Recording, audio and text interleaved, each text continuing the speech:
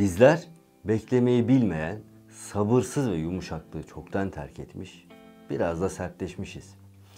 Bu fiillerimizle din uğruna yaptığımızı iddia edenlerdeniz. Halbuki din sevmektir. Sadaka ise sevmenin bir halidir. Peki ama bu halin en güzeli hangisidir? Bismillahirrahmanirrahim. İyi sayılan bir söz ve bir bağışlama, arkasından eziyet gelen bir sadakadan daha iyidir. Allah zengindir, halimdir.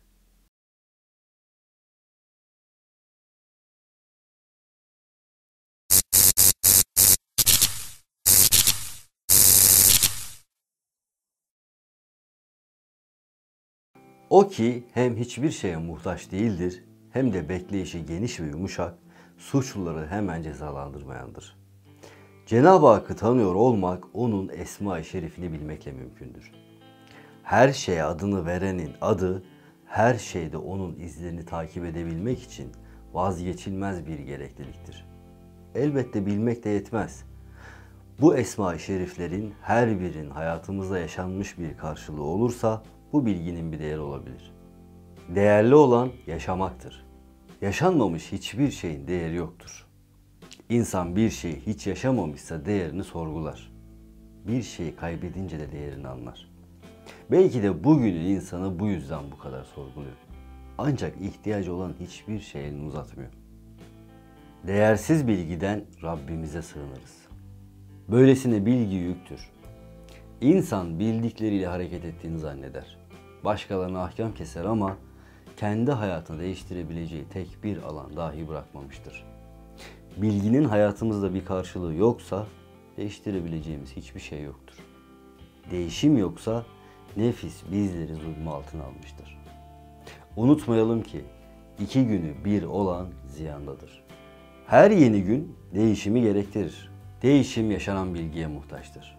İnsan duyduğu bilgiyle çabalar. Bir hikmet elinden uzak olunca bildiği kendine yeter sanır. Halbuki her işin içinde bir incelik, her incelikte bir rahmet vardır. İncelik kaybolunca rahmet eksik kalır. Rahmeti eksik insan için geriye kalan zahmettir. Diğer insanlara yardım etmek için sadakalar verir, başka insanların hayatına olumlu şeyler katmaya gayret eder. Ancak her güzel şey içinde bir de tehdidi barındırır. Hazreti Allah'ın rahmeti bizleri öyle kuşatmıştır ki ayet-i kerimeyle bizi bu tehdide karşı uyarıyor. Allahu Zülcelal rahmetten zahmete düşmemek adına uyarıyor. Öyle sadakalar vardır ki ardında bir eza vardır.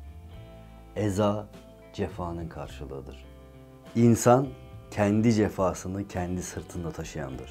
Farkında olmadan cefa küpesinden her yeni adımda birer birer ve yavaş yavaş alıp önüne atmaktadır.